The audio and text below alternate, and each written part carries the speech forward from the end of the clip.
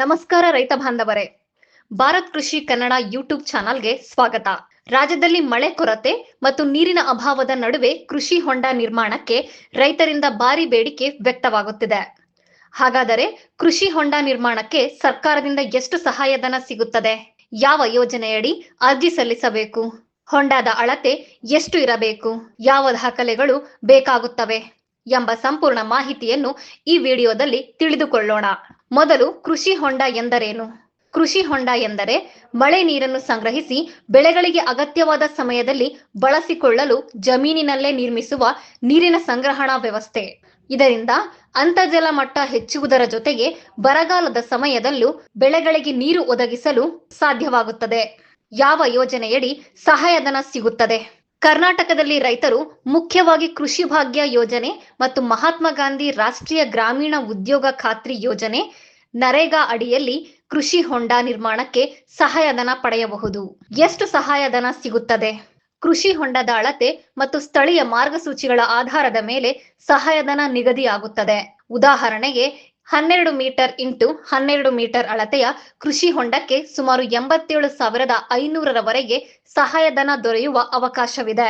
ಆದರೆ ಅಂತಿಮ ಮೊತ್ತವು ಜಿಲ್ಲೆ ಹಾಗೂ ಯೋಜನೆಯ ಅನುಮೋದನೆಯ ಪ್ರಕಾರ ಬದಲಾಗಬಹುದು.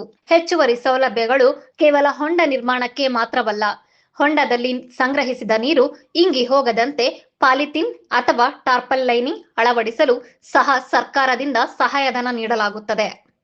ಇದರ ಜೊತೆಗೆ ಹೊಂಡದಲ್ಲಿರುವ ನೀರನ್ನು ಹೊಲಕ್ಕೆ ಹರಿಸಲು ಪಂಪ್ ಸೆಟ್ ಅಳವಡಿಕೆಗೂ ವಿಶೇಷ ಸಹಾಯಧನ ಪಡೆಯುವ ಅವಕಾಶವಿದೆ.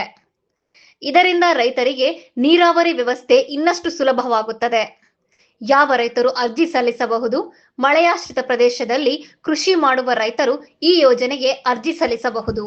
ಜಮೀನಿನಲ್ಲಿ ಕೃಷಿ ಹೊಂಡ ನಿರ್ಮಿಸಲು ಸೂಕ್ತ ಸ್ಥಳವಿರಬೇಕು ಹಾಗೂ ಸಂಬಂಧಪಟ್ಟ ಇಲಾಖೆಯ ಅಧಿಕಾರಿಗಳು ಸ್ಥಳ ಪರಿಶೀಲನೆ ನಡೆಸಿದ ಬಳಿಕ ಅನುಮೋದನೆ ನೀಡಲಾಗುತ್ತದೆ. ಅರ್ಜಿಯನ್ನು ಸಲ್ಲಿಸುವ ವಿಧಾನ: ರೈತರು ತಮ್ಮ ಹತ್ತಿರದ ರೈತ ಸಂಪರ್ಕ ಕೇಂದ್ರ, ತಾಲೂಕು ಸಹಾಯಕ ಕೃಷಿ ನಿರ್ದೇಶಕರ ಕಚೇರಿ ಅಥವಾ ಗ್ರಾಮ ಪಂಚಾಯತ್ ಅಭಿವೃದ್ಧಿ ಅಧಿಕಾರಿ PDO ಅವರನ್ನು ಸಂಪರ್ಕಿಸಿ ಅರ್ಜಿ ಸಲ್ಲಿಸಬಹುದು. ಅಗತ್ಯ ದಾಖಲೆಗಳು: ಜಮೀನಿನ ಪಹಣಿ, ಆಧಾರ್ ಕಾರ್ಡ್, ಬ್ಯಾಂಕ್ ಪಾಸ್ಬುಕ್ ಪ್ರತಿ, SC/ST ರೈತರಾಗಿದ್ದರೆ ಜಾತಿ ಪ್ರಮಾಣ ಪತ್ರ. ಈ ದಾಖಲೆಗಳೊಂದಿಗೆ ಅರ್ಜಿ ಸಲ್ಲಿಸಬಹುದು. ಕೃಷಿ ಹೊಂಡದ ಪ್ರಯೋಜನಗಳು: ಮಳೆ ನೀರಿನ ಸಂಗ್ರಹಣೆ, ಬರಗಾಲದಲ್ಲಿ ಬೆಳೆಗಳಿಗೆ ನೀರಾವರಿ, ಅಂತರ್ಜಲ ಮಟ್ಟ ಹೆಚ್ಚಳ, ಬೋರ್ವೆಲ್ ಮೇಲಿನ ಅವಲಂಬನೆ ಕಡಿಮೆ, ಹೆಚ್ಚಿನ ಬೆಳೆ ಇಳುವರಿ, ಮೀನು ಸಾಕಾಣಿಕೆ ಹಾಗೂ ತೋಟಗಾರಿಕೆಗೆ ಸಹ ಅನುಕೂಲ.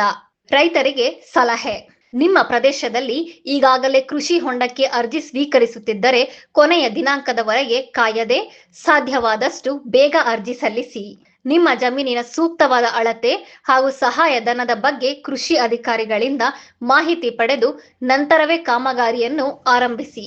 ಕೊನೆಯಲ್ಲಿ ಕೃಷಿ ಹೊಂಡವು ಅದು ರೈತನ ಭವಿಷ್ಯಕ್ಕೆ ನೀರಿನ ಭದ್ರತೆ ನೀಡುವ ಅತ್ಯಂತ ಮಹತ್ವದ ಹೂಡಿಕೆಯಾಗಿದೆ. ಸರ್ಕಾರದ ಸಹಾಯಧನವನ್ನು ಬಳಸಿಕೊಂಡು ಹೆಚ್ಚಿನ ರೈತರು ಇದರ ಪ್ರಯೋಜನವನ್ನು ಪಡೆಯಬೇಕು. ಈ ಮಾಹಿತಿ ನಿಮಗೆ ಉಪಯುಕ್ತವಾಗಿದ್ದರೆ ವಿಡಿಯೋವನ್ನು ಲೈಕ್ ಮಾಡಿ, ನಿಮ್ಮ ರೈತ ಸ್ನೇಹಿತರೊಂದಿಗೆ ಹಂಚಿಕೊಳ್ಳಿ ಹಾಗೂ ಭಾರತ್ ಕೃಷಿ ಕನ್ನಡ ಚಾನೆಲ್ ಅನ್ನು ಸಬ್ಸ್ಕ್ರೈಬ್ ಮಾಡಿ. ರೈತ ಬಾಂಧವರೇ, ಬೆಳೆ ವಿಮೆ ನೋಂದಣಿಗೆ ಜುಲೈ 31 ಕೊನೆಯ ದಿನಾಂಕ. ನಿಮ್ಮ ಬೆಳೆಗೆ ವಿಮೆ ಲಭ್ಯವಿದೆಯೇ ಎಂಬುದನ್ನು ಸ್ಥಳೀಯ ಸೇವಾ ಕೇಂದ್ರದಲ್ಲಿ ಪರಿಶೀಲಿಸಿ. ಸಮಯಕ್ಕೆ ಸರಿಯಾಗಿ ನೋಂದಣಿ ಮಾಡಿಕೊಳ್ಳಿ. ನಮಸ್ಕಾರ.